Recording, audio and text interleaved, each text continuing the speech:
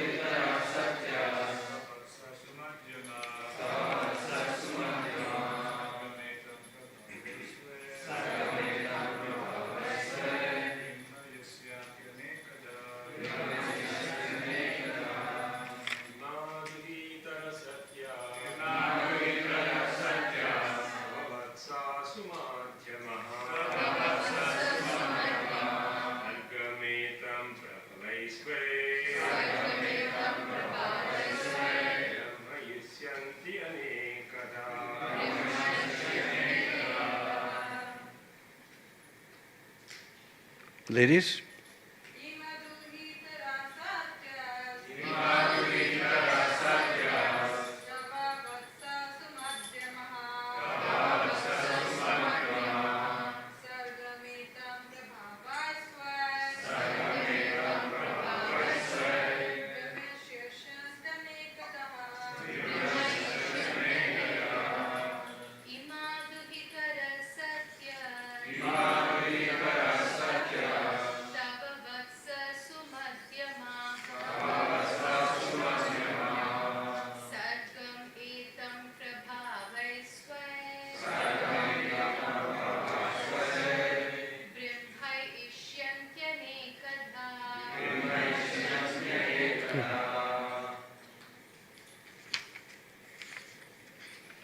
Imaha, these, Duhitara, daughters, Satyaha, chaste, Tava, your, Vatsa, O my dear son, Sumadhyamaha, thin-waisted, Sargam, creation, Etam, this, Prabhavai, by descendants, Swai, their own, Brahmahisyanti, they will increase, Anekada, in various ways.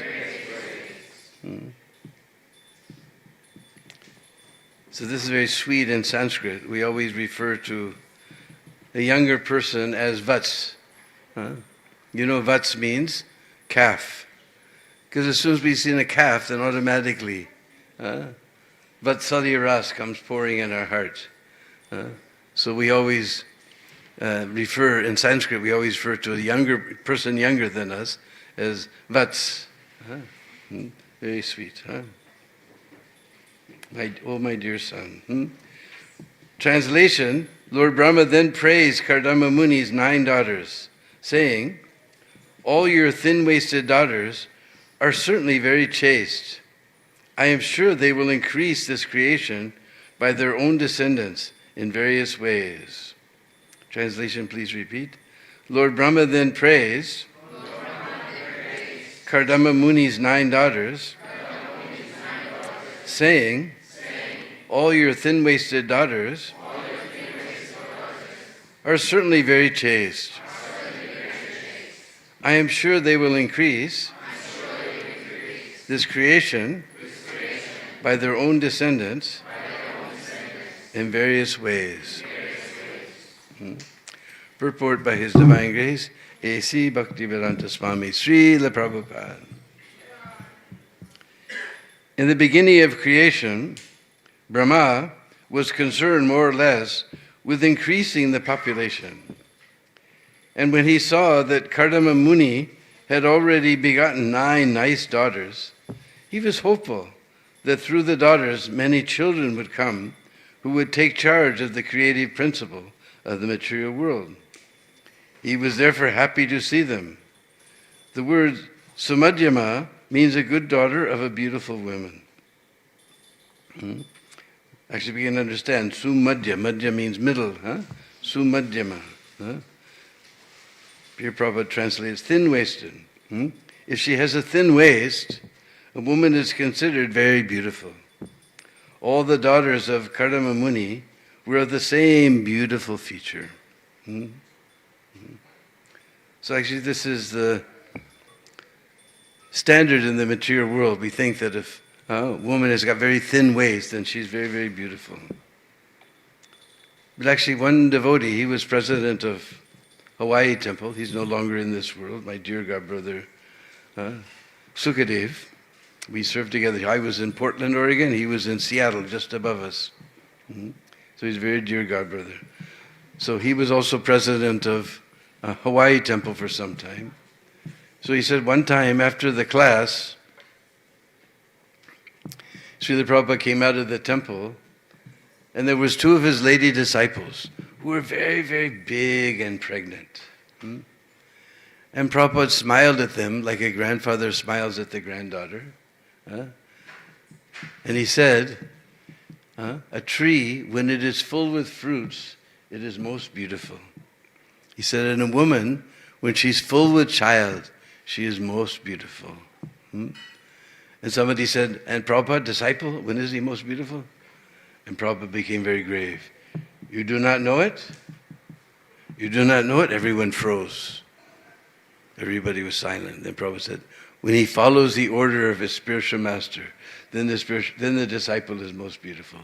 He said, but a tree is most beautiful when it's full with fruit, and a woman is most beautiful when she's full with child. So there's not much to this purport, just Brahma, he's very interested. He's just created the universe and he wants to populate it. So Kardama Muni has 9 very thin-waisted daughters, very beautiful daughters. So he's hoping that by their descendants more and more population will come, because he wants to populate this world. So this is interesting in that according to the material scientists, the first living being was the least intelligent and least developed. They say somehow or other there was some primordial soup. I don't know if you serve it in your Govindas. And somehow some lightning bolt hit it and zap, pow, some little one-celled creature appeared. And then somehow he multiplied. He was bored being a 1 cell, so he became 2 cells, then he became 4 cells, then gradually, the fish started coming. They got tired of being in the waters, they crawled on the land, and then reptiles came, and elephants came, and so many things came, and finally, apes came, and some ape turned into a human being, and now we think we're very, very intelligent. We've polluted the entire earth, we've polluted the entire air, we've polluted our bodies, we've polluted everything. We're very intelligent.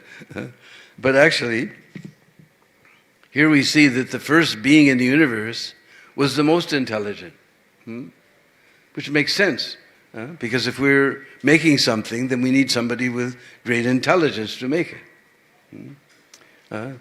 Just like Prabhupada said, we cannot say that they do not have good intelligence.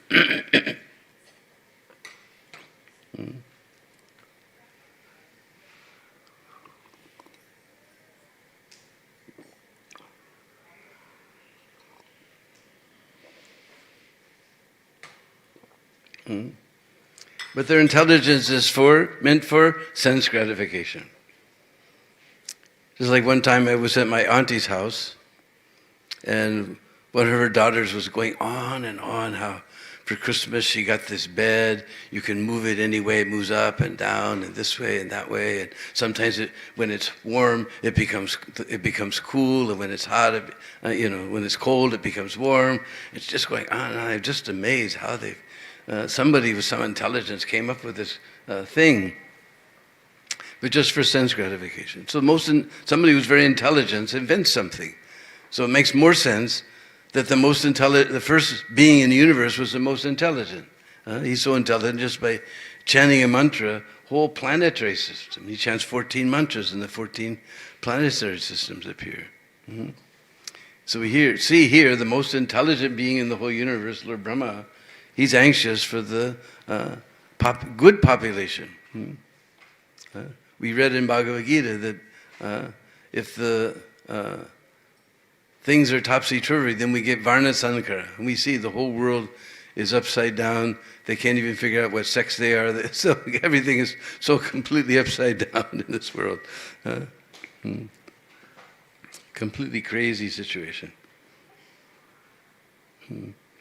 So we'll go on to text 15. That's a nice purport. So we'll just read the verse. Atastvam rishi muktyebhyo yata shilam yata ruchi Atmaja parideyadya vistranihi yasho bhuvi.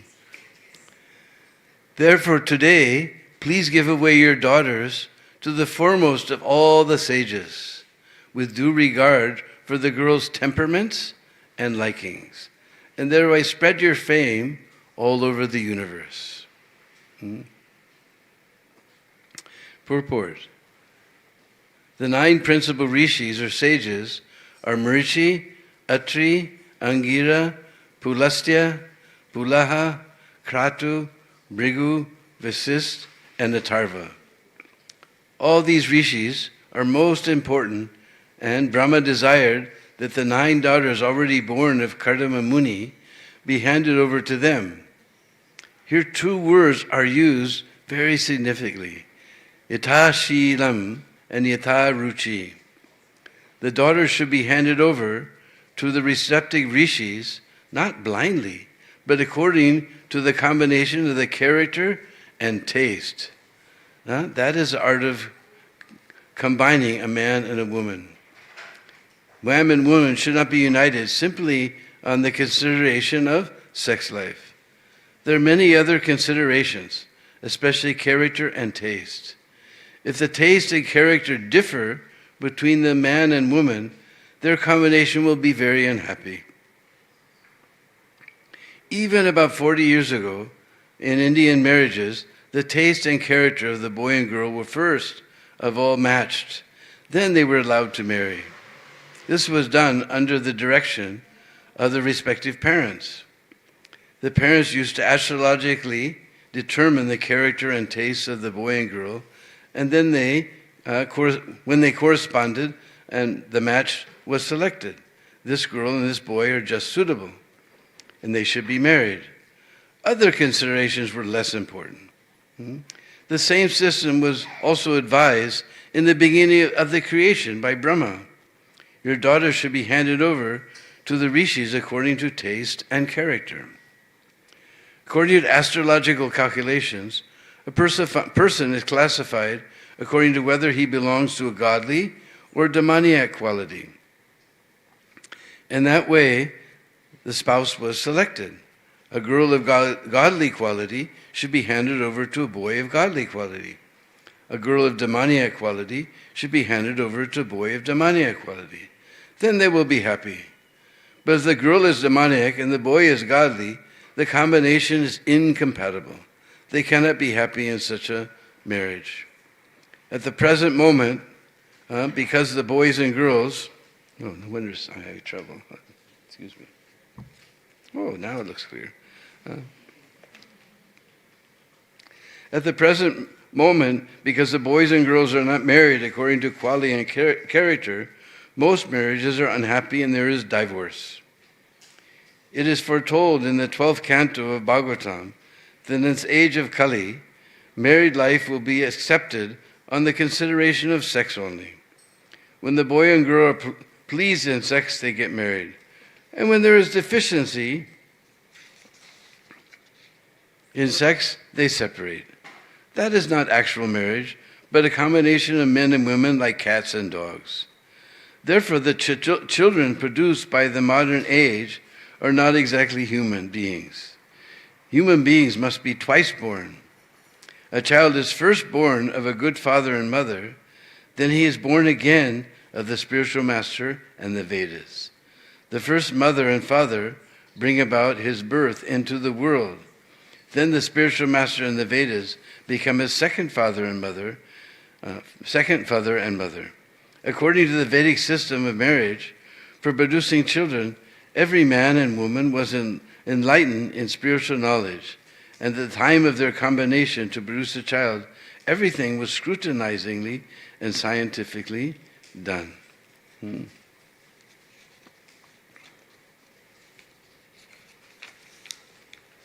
Ajnanatimirandasya Gyananjana Shalakaya Chaksurun Militam Jena Tasmai Sri Gurave Namah Sri Chaitanya Manubhistam Stapitam Jena Bhutale Swayam Rupa Kadamayam Dadati Svapadandigam Adadanastriyanandantai Vridam Yache Puna Puna Srimad Rupa Padambujo Dulisyam Janma Janmani Jaya Sri Krishna Chaitanya Prabhu Nityananda Sri Advaita Gadadhar Shivasadi Gaur Bhaktivinoda Hare Krishna, Krishna Krishna, Hare Hare, Hare Rama, Rama Rama, Hare Hare. Panchakalpatrubhyascha kripa sindhu bhaivacha patitanam bhavanebhyo vaishnavebhyo namo namah. So here Prabhupada gives an elaborate purport because of these two words. Yata shilam, yata ruchi, according to the character and taste. Now this, for Westerners, especially Americans, this is horrible. Or Prabhupada used to say horrible. Just like we were taking breakfast with the person who made me a devotee, Bhavananda. He was saying in LA, Prabhupada, in his room, he told him, actually, Krishna told me, you have to go there and write those books. He said, no, I don't want to go to that horrible place. Horrible place. It is horrible. He said, no, you must go. No, I don't want to go to that horrible place.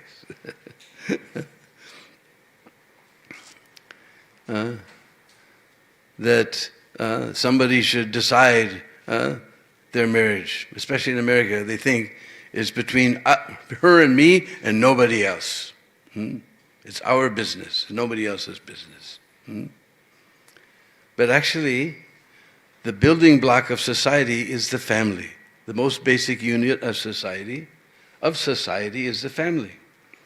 So therefore, society should have something to say about who gets married to who, because then we'll get good society. So, and I've been in India for almost 40 years, and I've seen that it's everybody gets involved, not only the mother and the father, then the auntie and the uncle, and from both sides, and the grandfather. They examine the girl, they examine the boy. Everybody gets involved. It's a huge thing. And therefore, when I first came to India, we hardly ever heard of divorce. Now Hollywood has propagated this love marriage, and all over the place there's divorce. Because when I first came to India, for Indians, it was the idea that without parents' consent, without parents involved, without the elders involved, getting married, that was horrible. That you just go on the street and make your body very attractive and hope to capture some girl's heart or some boy's heart, And just by chance, because just by a little flutter in the heart, beep, beep, beep, beep, beep, a little like that. But that beep, beep, beep doesn't last very long. Then just like we say, love is blind, but marriage gives you back your eyesight.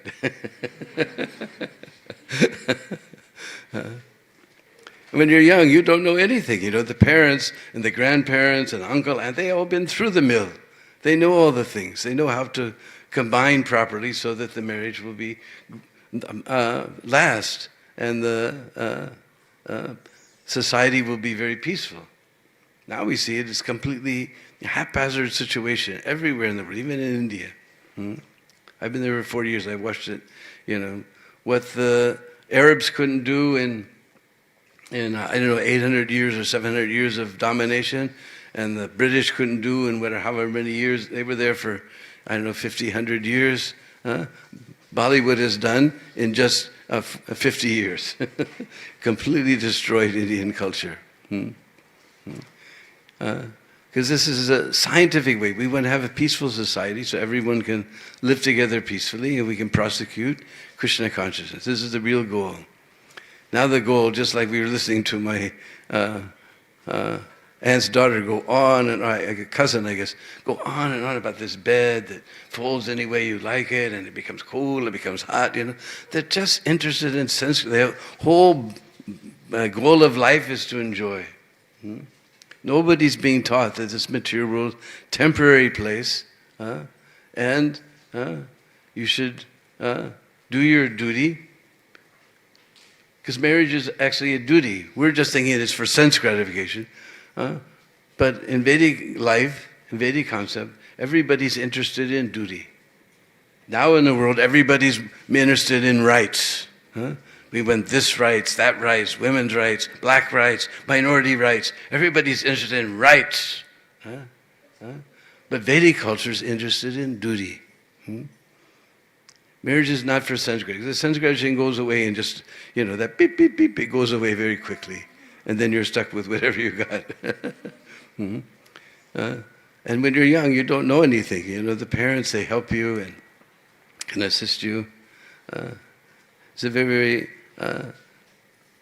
scientific process. So according to the taste and character of the girls, they should all be given to these 9 sages in order to propagate have a nice society, peaceful society.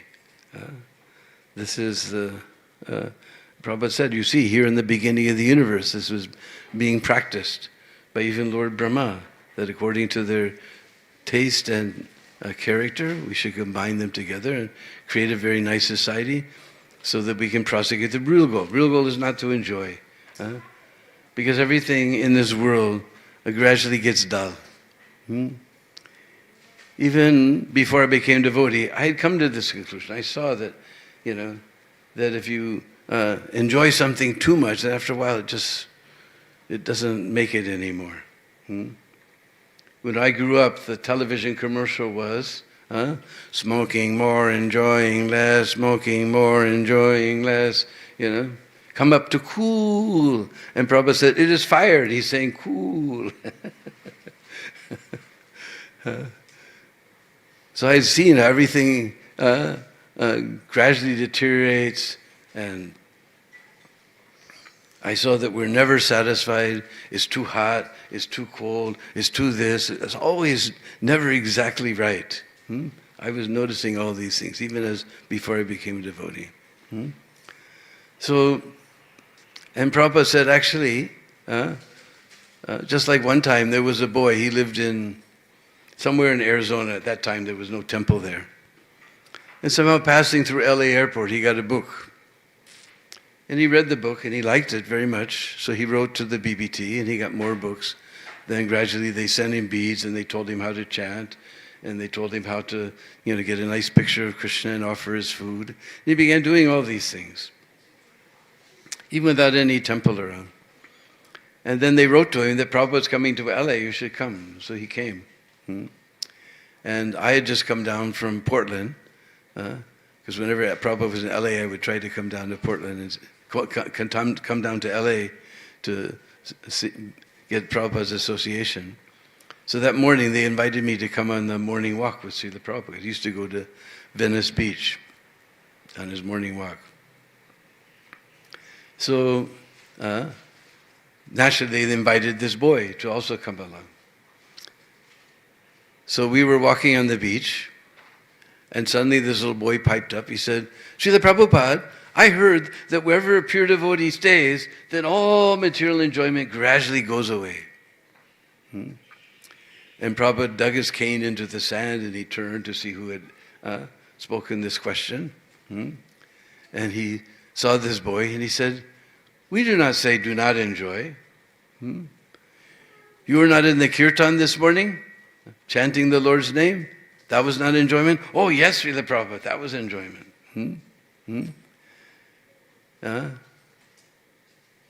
You were not in the class discussing this Krishna philosophy?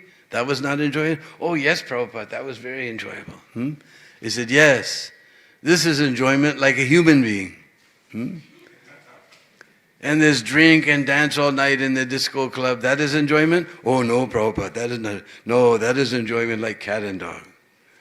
So we do not say do not enjoy, but you enjoy like a human being. Just like all the devotees are enjoying this kirtan so much this morning, dancing and spinning. I'm so envious. Those days are gone for me. Because up to 30 you think, oh, now life will go on like this forever. And then things start to go, by 50 everything is starting to break down. It will not last. This material enjoyment will not last. This is real enjoyment. Because still within our hearts we're enjoying, see the devotees enjoying chanting Hare Krishna. This is real enjoyment. So we don't say don't enjoy, but you enjoy like a human being, in a civilized manner. So because this is the purpose of this human form of life, because only in this human form of life we can ask the questions. Who am I? Where did I come from? Just like before I became devotee, we were living in the mountains.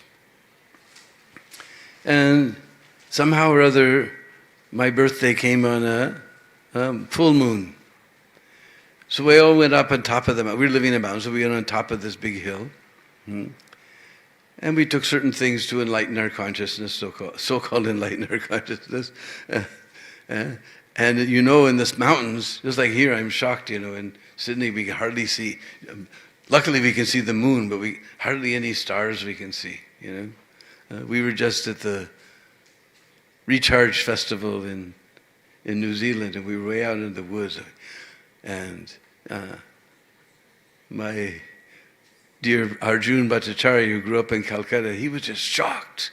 He'd never seen the Milky Way, just this big stream of stars, and the moon was just going down, so it was even darker. There was just a tiny little sliver of moon, and it was setting, and the sky was just, and then we saw this reddish thing, and I have a little app on my phone, Sky View, so we figured out that was Mars, and we saw another that was Jupiter, and we were seeing so many things. So we were out there in the mountains and so many stars, and the moon was so bright, and I was just looking at the moon, and I was just seeing all this white light, because that was our whole philosophy, that God is the great white light, So I was standing there, and I was feeling at any moment this white light was just pouring down. I'm going to see God.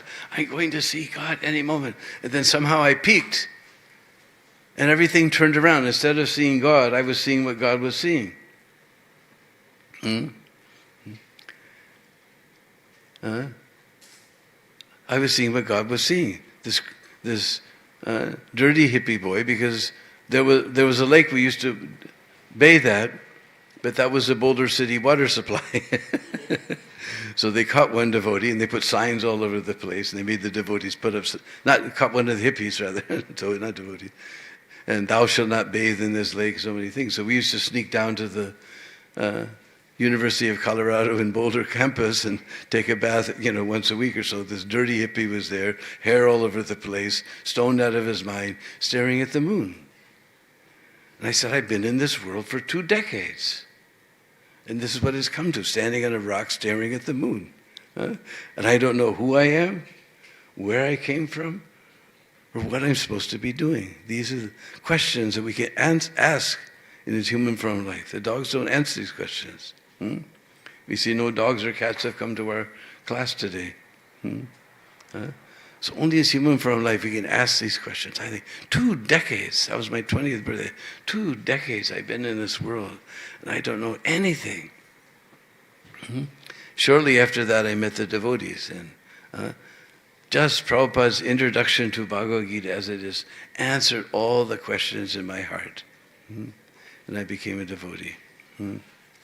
So this is the real purpose. We don't say don't enjoy, we say enjoy like a human being.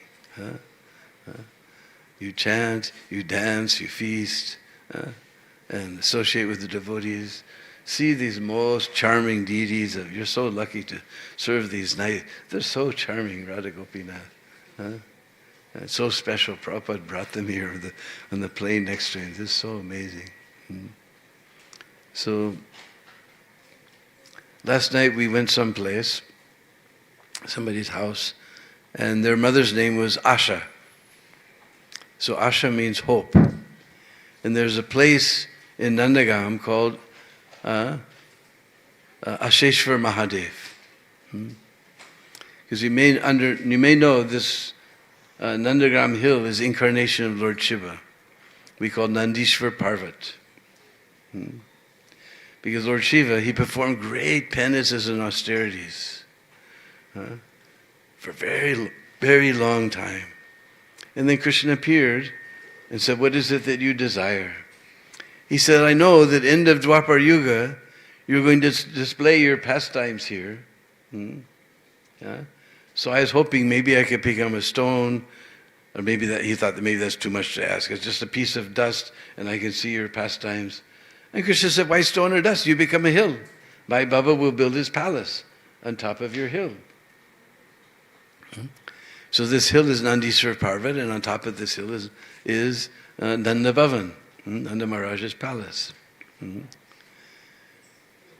So Krishna was born in Gokul. Then later, when so many demons came, and finally especially right after these twin Arjun trees came crashing down, then the Brishbasis decided, they called a meeting, and they decided that this place is unsafe. We should move to Nandagram. So they packed all their Dodge vans and everything. They packed their bullock carts. And all the ladies and children and belongings were on the bullock carts. And the men were going around, were walking beside the bullock carts with their bows and arrows. And around everything was the cows. And Nanda Baba has 9 lakhs of cows. It looked like the ocean of milk. All these white cows going along. And where there was hills, it looked like waves in the ocean of milk. And Krishna and Balaram were sitting in Nanda and Rohini's laps on the bullock cart. And Krishna is just a little boy, so he's, little boys, they ask too many questions, isn't it? So he was asking his Maya, oh Maya, what is this tree which got a beard? What is this tree which got a beard? Ye kanki perhi jiske dadi hai Maya. Mother Yasoda looks, oh Lala, this is banyan tree. You have banyan trees in Australia? So you've seen, they have little roots hanging down just like a beard. So Lala says, Are Maya, what is this tree with a beard? And Mother Yasoda looks at, oh Lala, this is banyan tree. And they went a little further, oh Maya, what is this tree whose leaf has got a tail? What is this tree whose leaf has got a tail? Ye kainki perhis ge pati ki punche Maya. And she looks at, oh Lala, this is peepal tree. We have peepal trees in Australia? Somebody's saying yes. They have a leaf shaped like a heart, just like in front of Prabhupada's Samadhi, a huge one. and then it comes down to a little poonch, little tail. And as soon as the breeze comes, they're immediately fluttering. And so Mother Yasoda, oh Lala, this is people tree. Like this, he was seeing everything and asking questions, and all the bullock carts were covered with embroidered canopies, and bells were hanging down and tingling very nicely. It looked like because they had to cross the Jamuna, so it looked like a divine river was coming to merge with the Jamuna. And they got to the Jamuna, and they floated the bullock carts across, and they set loose the bulls, and the bulls and cows began to swim across the river. And the bulls, just their big humps were sticking out of the water, and their nose just spraying mist. And the cowherdmen had all the calves in their arms, and they were swimming with the cowherd, with the calves, and the mothers were going behind, very frightened. Moo, moo. So they crossed the Jamuna, then they camped at what's now Chattikar, at the end of the Bhaktivedanta Swami Marg. When you turn onto the Delhi highway, that's Chattikara. Used to be called Shatikakara, because Shatika means bullock cart. So they made them in a big circle, Chatikara, Shatikakara. Now it's called Chatikara. And then they finally arrived at Nandagam. So when Krishna arrived there, then Lord Shiva, he decided to go get darshan of Nandalala. So he came up the hill, playing his damru. You know the drum that Lord Shiva has, shaped like an X, with two balls tied in the center and ba-da-da-da-da-da-da-da-da like that. So Lord Shiva was coming up the path playing his damru.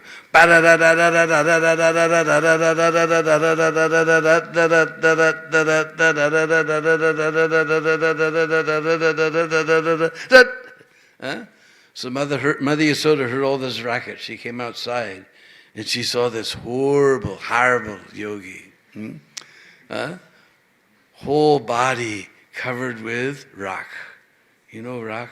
Rock means ash. From where? From the crematorium.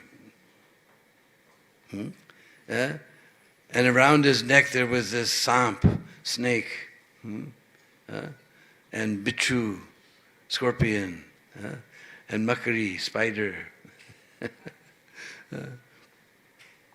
So she saw this horrible yogi. She slammed the door. And the yogi began, and Lord Shiva began to cry.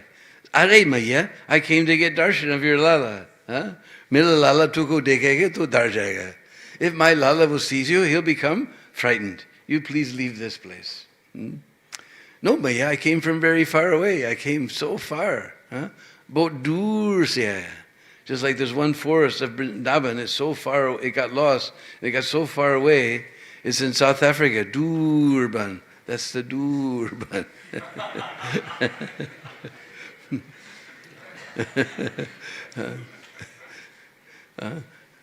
I came from so far away, Maya, just to see your Lala. No, if my Lala, to go dekega to dar jayega. If my Lala sees you, he'll become frightened. You leave this place. He said, no, Maya, I came so far away, all the way from Mahansarovar, I had to dodge the Chinese army and get here, Please let me see your Lala. And Mother Yasoda said, Mera Lala tuko dekega to dar jayega. You get out of this. Then finally Mother Yasoda said, look, she came outside, and she said, I know you Babas, you didn't come to see my Lala, you came for some roti. Because all the Babas go in the morning, Radhi Shambaru Kari, Radhi Shambaru, Hari Bo Roti Do. So you know roti, no, you know chapati.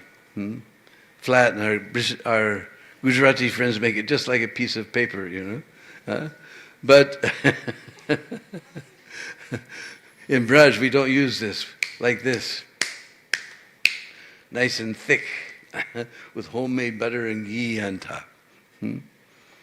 So she gave Lord Shiva some rotis and said, get on your way. So Lord Shiva went away. He became Nirash. Nirash means hopeless and helpless. So he went to a nearby forest, Another forest is known as, what has two names, Yogi Ban or Asheshwar Ban. And he began to hope against hope. What was his hope? To get darshan of Nanda Lala. So that is Krishna consciousness. That is our hope, all our hopes, right? We're chanting 16 rounds. We're following regular principles. We're coming to the Sunday feast. On Distan Janmashtami and Gaur-Purnima, we come for Mangalarti. Why are we doing all these things? We're hoping to get darshan of Nanda Lala. We study Prabhupada's books.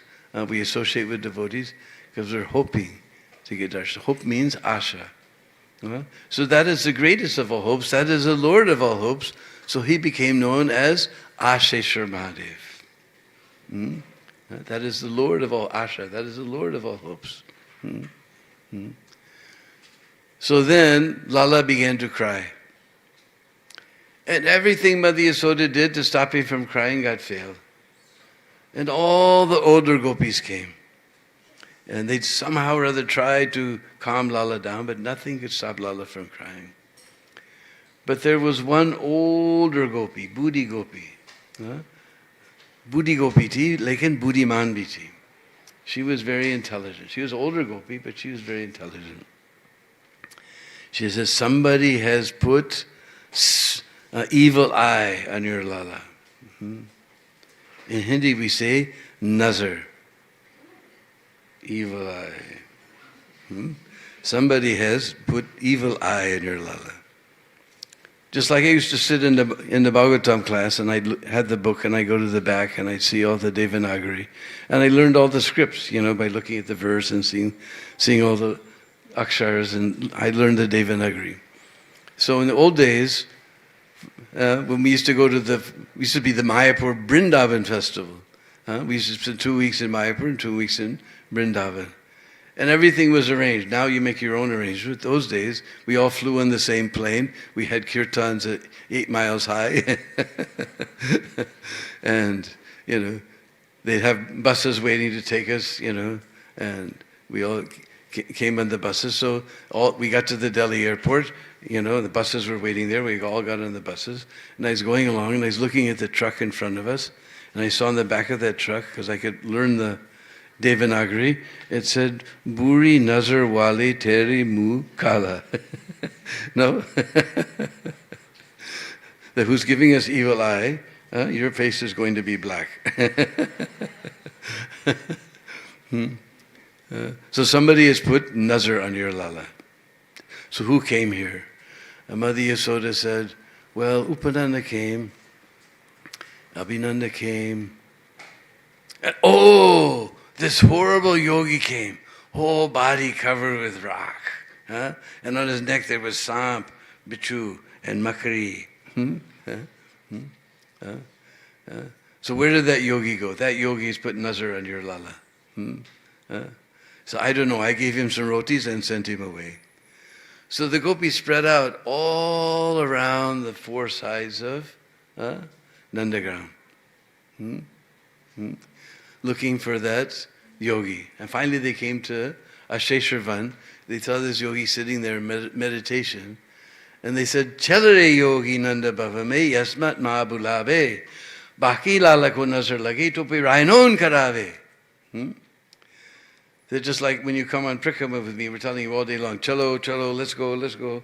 So chalare yogi Nanda Bhavan, you come to yogi Nanda Bhavan, Yasmat Mahabulave, Mother Yasoda is calling you. You just take back and do the cure. Rai means mustard oil. They say mustard oil and salt. Rai known is salt.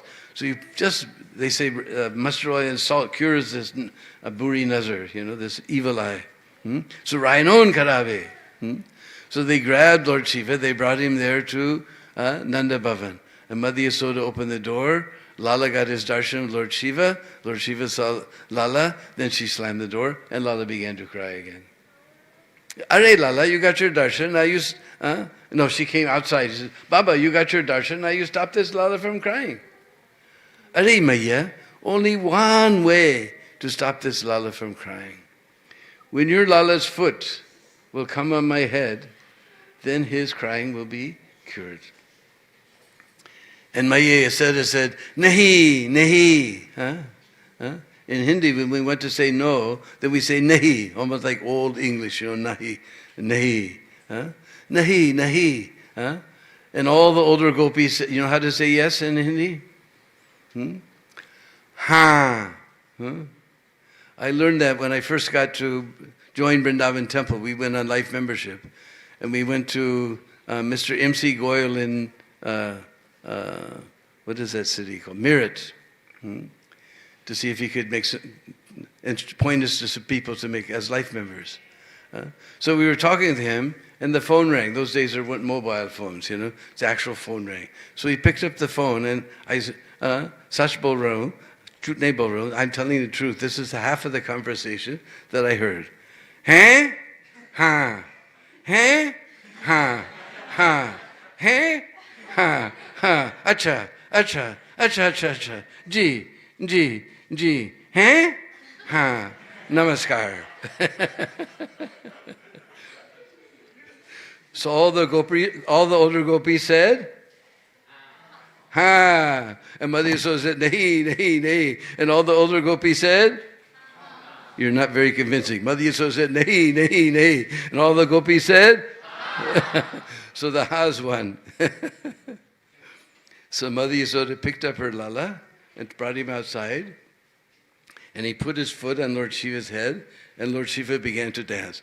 And Lala began to laugh. And when we see the little boys laugh, oh, Vasali rasa just comes pouring in our hearts.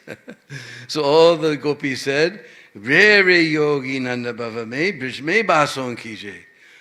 Jab jab mila lala robe, tab tak darshan dije. So this is the opposite. We on Prikam we're telling you, chalo, chalo, re re, you stay in Nanda Bhavan. Brijme Bason Kij. You forget about Kailash, you do Brijabas. Brijme Bason Kij. Jab jab mera lala robe, whenever my lala cries, tab tak darshan, you come and give your darshan. So Lord Shiva said, I will come with two conditions. This is not unconditional devotional service. That whenever you bathe your lala, what do we call that water? Charnamrit. Then you pour that water on me. And whatever food you offer to your lala, whatever's left on his plate, the Lord's leftovers we call Mahaprasad. You bring that Mahaprasad to me. And I will stay here in the courtyard of Nanda Maharaj, and no demons will come inside this circle of Nandagam. If you want to be heard demon leelas, you have to go to Kedarvan or Madhuvan or some other van. You can hear about demon leelas. But Nandagam, there's no demons. So Lord Shiva is still there, and to this day, they still offer that charnamrit to Lord Shiva. And after the bhog offering, they bring a patal, leaf plate of Mahaprasad to Lord Shiva. I know because there's a plot of land across the street from Brindakun that belongs to a Muslim family, and their young son goes there every day and steals that plate. So even to this day they're following this. So this is the way to worship the Devi Devatas. You take the Mahaprasad from the Lord. First you offer the bhog to Krishna, and then you offer the Mahaprasad to all the Devi Devatas. So I was just remembering this beautiful pastime by meeting this lady named Asha last night. Hare Krishna. So anybody have any questions or comments?